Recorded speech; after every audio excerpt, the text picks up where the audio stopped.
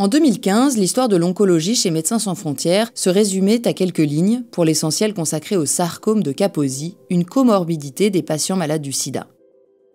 10 ans plus tard, le récit s'est étoffé.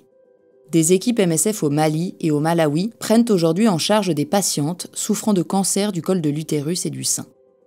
Le constat qu'elles faisaient il y a 10 ans reste sensiblement le même aujourd'hui. Les programmes nationaux de lutte contre le cancer dans les pays aux ressources limitées sont sous-financés. Il n'y a pas ou peu d'équipements accessibles pour les diagnostics et les traitements.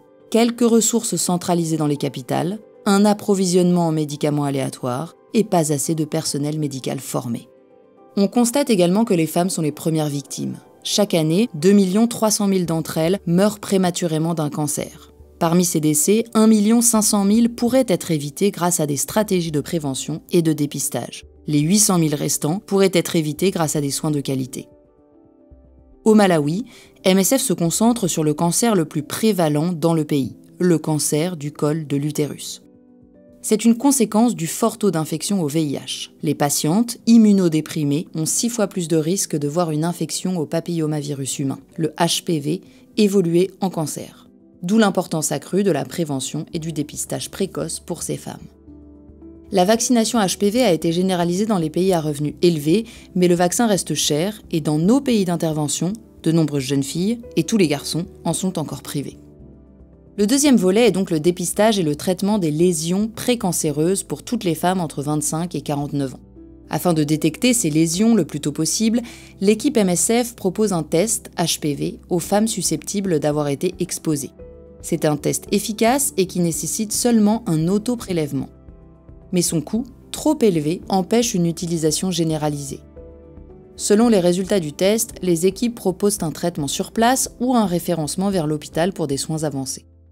MSF soutient ensuite les femmes lors de leur parcours de soins en chirurgie, en approvisionnant le ministère en médicaments anticancéreux de qualité et dans certains cas en prenant en charge les référencements en radiothérapie. Au Mali, les équipes accompagnent et prennent en charge des femmes atteintes d'un cancer du col de l'utérus ou d'un cancer du sein. L'enjeu pour le cancer du sein, puisqu'il est difficile de le prévenir, est de le diagnostiquer tôt pour augmenter les chances de guérison.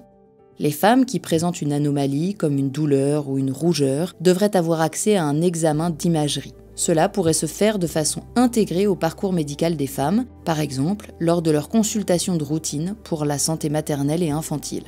Mais l'équipement permettant de réaliser une mammographie est coûteux et nécessite des techniciens formés, inexistants dans le secteur public. L'examen est ainsi réservé aux femmes qui peuvent se le payer. Poser un diagnostic sur le type de cancer relève ensuite du parcours du combattant, puisqu'il demande des examens spécifiques et coûteux, des laboratoires et des techniciens formés. Enfin, de très nombreuses femmes arrivent toujours tardivement à l'hôpital avec un cancer à un stade déjà avancé. Les soins palliatifs sont donc une composante importante de la prise en charge, avec un accompagnement à l'hôpital et à domicile. D'ici à 2050, l'Organisation mondiale de la santé prévoit une augmentation de 150% des cas de cancer dans les pays à ressources limitées. Cette première décennie nous aura appris une chose, il est possible d'avoir un impact sur la santé des femmes. Mais pour que les inégalités d'accès aux soins se réduisent enfin, les équipes médicales ont besoin d'équipements adaptés au terrain, accessibles aux patientes, comme des mammographes portatifs. Des tests rapides pour l'identification des HPV à haut risque ou plus largement des diagnostics de cancer par test sanguin sont à l'étude et permettraient de déployer à plus large échelle des moyens de diagnostic performants.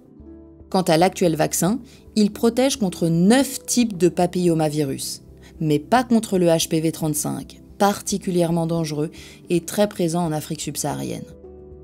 Les femmes qui vivent sur le continent ont besoin d'un nouveau vaccin qui les prenne en compte.